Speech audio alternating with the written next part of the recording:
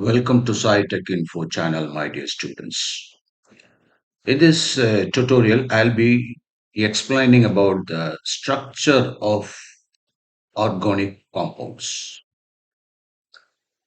Whenever we study organic chemistry, we have to give much weightage to these structural aspects. So, when we talk about the structure, you should know about the elements present in organic compounds. For example, carbon, oxygen, halogens, and these carbon atoms, how they are attached.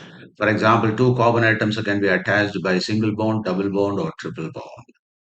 And before that, you should be aware of electronic configuration of carbon also. You know the atomic number of carbon is 6. So based on that, you should be able to arrive at the electronic configuration. Now, let us have this carbon with its atomic number 6. You know the atomic mass is 12. So this can be represented by C612. That is, you had to mention the atomic number on the left subscript. On the right subscript, you have to mention the mass number. So usually atomic number is represented by Z, and mass number as A, then charge on the superscript, right superscript that represents the oxidation number. Then atomicity, right?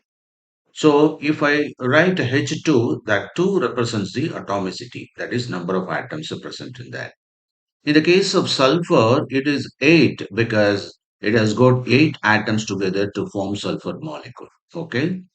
Then now the atomic number is nothing but the number of electrons. The number of electrons that is equal to number of protons because charge wise they must be equal in number. So that is why Z is equal to number of electrons, so that is equal to number of protons. Whereas in the case of atomic mass, the number of proton plus number of neutrons. So where we do not include the number of electrons because the mass of electron is negligible. So we take only the number of protons plus number of neutrons and that results the mass number. Okay, in the case of carbon, it is 12.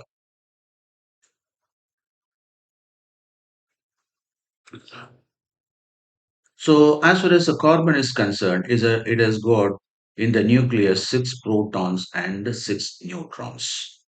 So the nuclear mass is 6 plus 6, 12.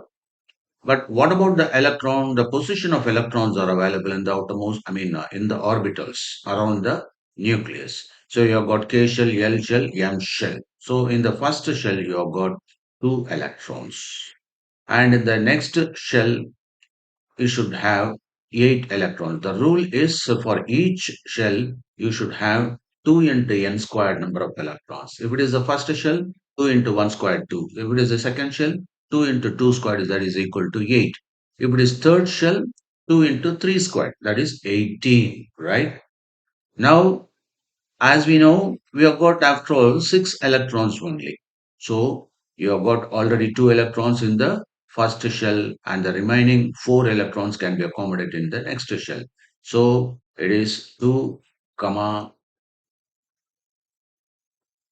4, 2 comma 2 comma 4,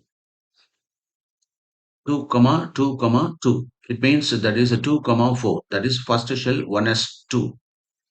That consists of s orbital. In the second shell you have got 2s and 2p. So we had to accommodate like this, 2 electrons in each box. And in the case of p orbital, it is left with the 2 unpaired electrons. So together, these outermost shell, that is second shell, it has got 4 electrons. And that is why the valency of carbon is 4. So there is a rule called the octet rule. So the element that has 8 electron system is stable and that is called the octet rule. And that is why each element will have the tendency to achieve this octet rule, that is octet stability, to have 8 electron system either by accommodating electrons or by releasing the outermost electrons. In the case of oxygen, You can see oxygen atomic number is 8, so we can put 1s2, 2s2, 2p4. So you should have the practice of writing down the electronic configuration with this box model also. Okay. So we have now valency electrons. And as far as valency electrons are concerned, you need to consider only the outermost shell. So in the case of carbon, you have got the second shell, that is the outermost. So that is why 4 electrons is the valency. And in the case of oxygen, you may claim that sir, there are 6 electrons. So the valency of oxygen is 6. But that is not the case with oxygen, because by instead of removing 6 electrons, it can accommodate 2 electrons, and thereby it can achieve the octet stability. And that's why in this case of oxygen, the valency is 2. So the valency is the number of electron transferred during a bond formation. So that is very important. Now let us consider chlorine. So in the case of chlorine, you can write, because its atomic number is 17. So 1s2, 2s2, 2p6, 3s2. And the remaining is how much? That is 5. So 3p5. So what is the valency shell? That is outermost shell. 3 is the outermost shell. Okay, so third shell. So in that case, you have got 7 electrons. So can you say the valency of electron is 7? No, because instead of losing 7 electrons, it can accommodate 1 electron, and thereby the valency of chlorine is 1, because it accepts 1 electron, it withdraws 1 electron, and that is why electron has the tendency of electron withdrawing tendency. So that electron withdrawing tendency is called electronegativity, and that is why almost all non-metals are electronegative and metals are electropositive. So here the valency electron is 1. So 1 electron is transferred. So that is why the valency of chlorine is 1. So like what do you mean by valency? First of all, it is the binding tendency. It is the number of electrons involved in the bonding, chemical bonding particularly. Now let me consider nitrogen. So its atomic number is 7. So 1s2, 2s2, 2p3, right?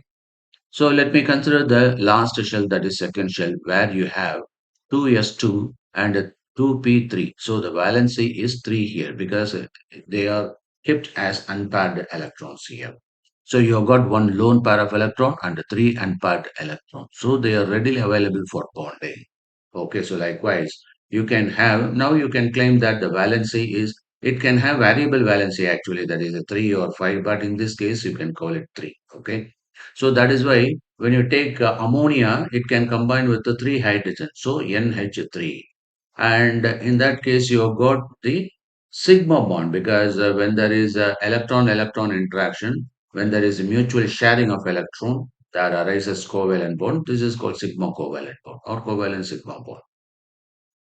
So it is something like that is what is bonding, first of all. It is not a ball and stick model. It is an interaction between the two electron clouds. So like in the case of, if you have got two chambers, so when there is a door between these two chambers, see, these people can travel to that room, that people can travel to this room. Likewise, there is an exchange of people, through this door. So that door acts as the bond between these two chambers.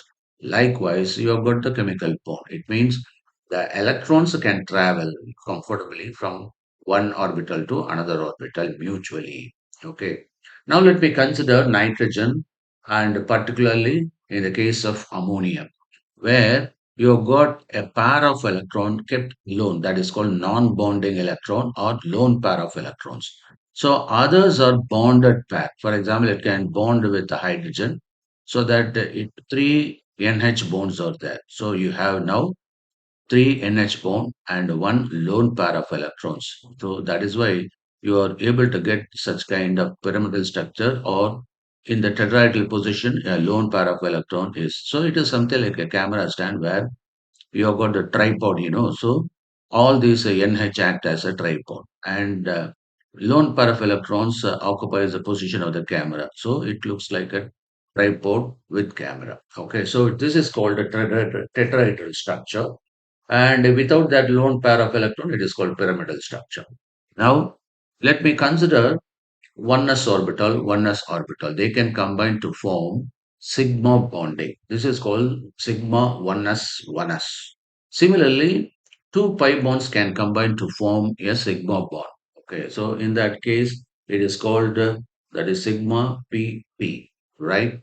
And similarly, the vertical, I mean, the sideways overlapping can take place in the case of a p orbital. So it can result in pi bonding. Okay, so linear overlapping leads to what? Sigma bonding, whereas sideways overlapping, that is lateral overlapping, leads to what?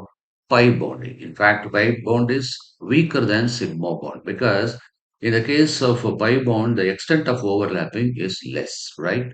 Now, you have got now the various structures. So I have illustrated here carbon with the four bonds. Okay. So let me consider methane. So CH4 simply you can write.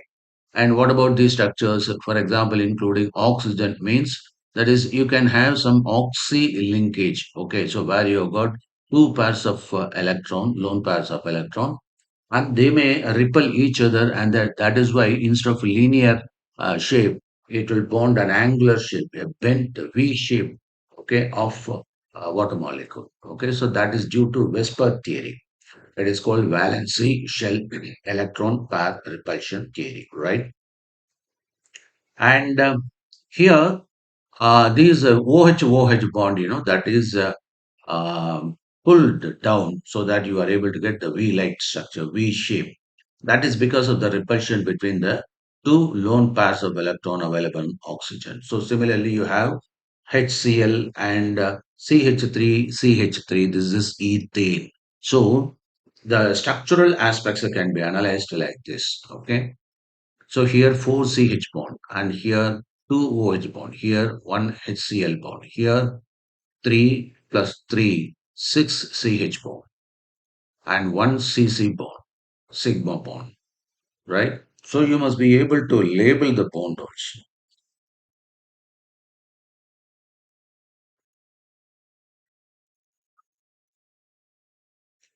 In the case of alkene, you have got a double bond. In the case of double bond, you have one sigma bond, one pi bond. Let us consider ethene C2H4. So we have 4 CH sigma bond and 1 CC sigma bond and one CC pi bond. Okay, so a double bond consists of one sigma bond and one pi bond.